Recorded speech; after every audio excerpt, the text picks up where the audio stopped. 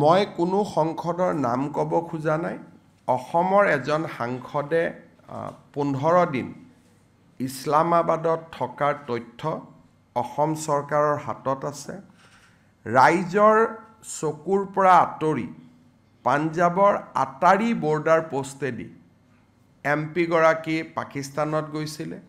গেটৰ আনপাৰে কোনে তেওঁক ৰিচিভ কৰিবৰ কাৰণে ৰখি আছিলে কিহৰ কাৰণে Islamabad is a journey of long journey from Attari কোনে তেওঁক ইছলামাবাদলৈকে লৈ গ'ল আৰু তাত কি কৰি আছিলে এই বিষয়ে আমি জানিবৰ কাৰণে চেষ্টা কৰি আছোঁ দ্বিতীয়তে সেই সময়ছোৱাতে তেখেতে নেপাললৈ গৈছিল আৰু সেই সময়ত নেপাল ISIৰ যথেষ্ট এক্টিভিটি আছিলে নেপালত তেওঁৰ কোনো পাব্লিক এংগেজমেণ্ট আমাৰ নটিছত নাছিলে হলিডেৰ কাৰণে গ'লে ইউজুৱেলি ফেমিলিৰ সৈতে যায়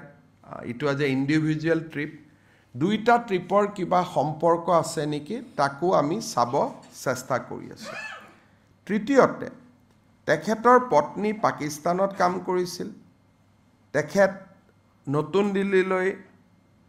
আহে আৰু আন এটা অনুষ্ঠানত যোগদান কৰে কিন্তু নতুন দিল্লীত কাম কৰি থকা অনুষ্ঠানটোৰ এনেকুৱা এটা অনুষ্ঠান যে তেওঁলোকলৈকে পাকিস্তানৰ পৰা প্ৰতি মাহে টকা আহে আৰু সংসদগৰাকীৰ পত্নীক সেই টকাৰে দৰমহা দিয়া হয় এই গোটেইখিনি কথা ডকুমেণ্টছ বেংকছ একাউণ্টছ সকলো অসম পুলিচৰ হাতত আছে আৰু সংস্থাটোৰ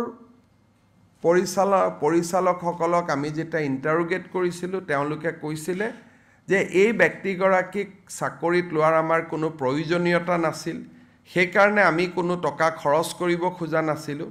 তেতিয়া পাকিস্তানৰ পৰা আমাক কোৱা হৈছিল যে গোটেই দৰমহাটো আমি দিম আপোনালোকে তেওঁক চাকৰিত ৰাখক এই গোটেই কথাখিনি ৰেকৰ্ডত আছে গতিকে ছেপ্টেম্বৰলৈকে মই ভাবোঁ আৰু বহুত কথা পোহৰলৈ আহিব SITৰ ইনভেষ্টিগেশ্যন ৰিপৰ্ট আমি সদনৰ সন্মুখতো ৰাখিম সাংবাদিকসকলৰ সন্মুখতো ৰাখিম যিমান দূৰলৈকে পাৰোঁ আমি তদন্ত কৰিম আৰু যিমান দূৰলৈ আমি নোৱাৰোঁ ভাৰত চৰকাৰৰ কোনোবা এটা সংস্থাক ফাৰ্ডাৰ তদন্তৰ আমি দায়িত্ব হয়তো দিবলগীয়া হ'ব পাৰে